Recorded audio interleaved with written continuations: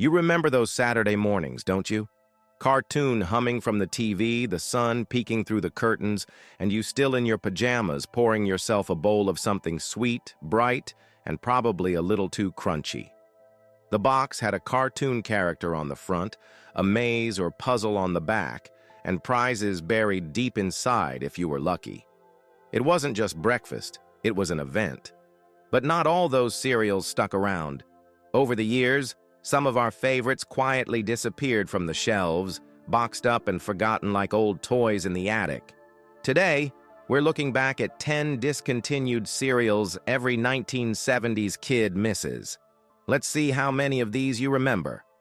Back in 1972, Freakies hit the shelves with a bang, and 7 weird little cartoon creatures to go with it. Each one had a name, a backstory, and a place in the Freakies tree where they all lived.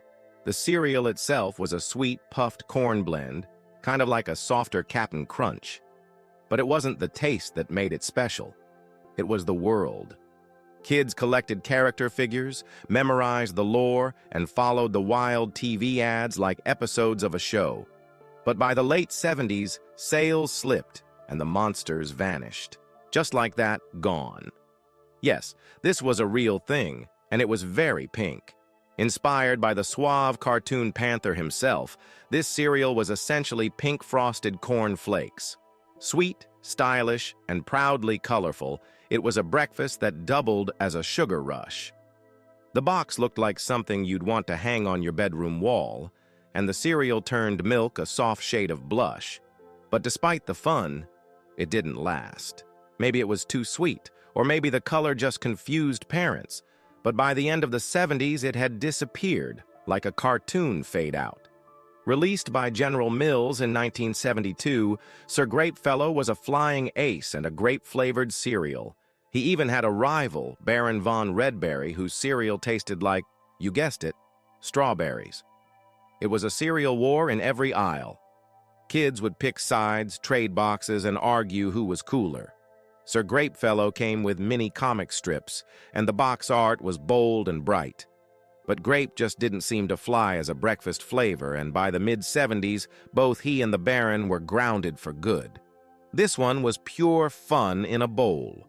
Crazy Cow came in 2 flavors, chocolate and strawberry, and the magic happened when you poured in the milk. Suddenly, it changed color and flavor, turning into a kind of cereal-based Nesquik. Kids loved watching it swirl, and the mascot, a smiling cartoon cow, made it feel like a morning experiment. But health trends started turning against sugary cereals, and Crazy Cow couldn't keep up.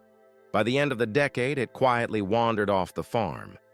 With a name like that, how could you forget it? Released by Ralston in the late 70s, this cereal had smiling faces for shapes and a zany robot mascot named Cecil who just wanted to make people laugh.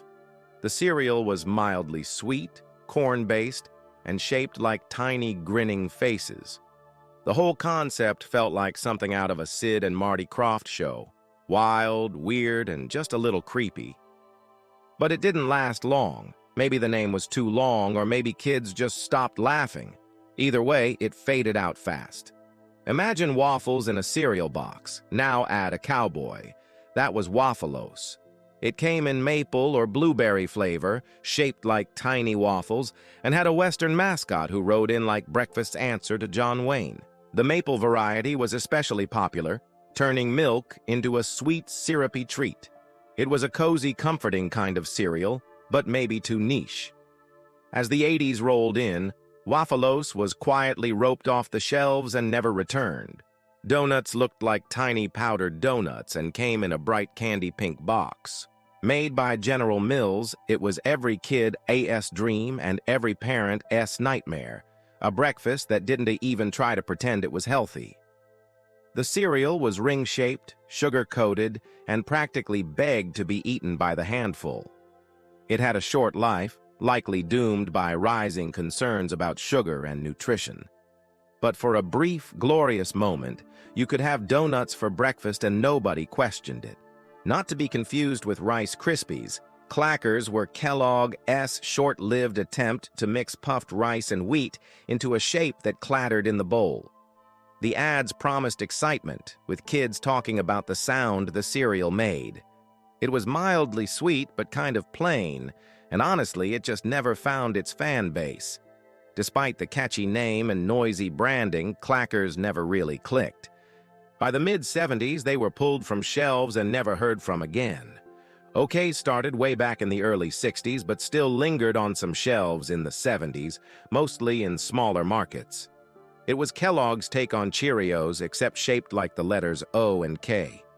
What made it memorable was the mascot, a buff, muscle-bound cartoon version of Yukon Cornelius from Rudolph the Red-Nosed Reindeer. He stood proud on the box like a cereal superhero. But despite the charm, OKs couldn't compete with bigger names, and by the time the 70s were wrapping up, they were gone.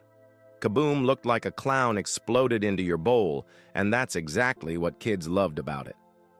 The cereal had colorful, ring-shaped pieces with marshmallow stars tossed in for extra fun. It was loud, bright, and unapologetically sugary.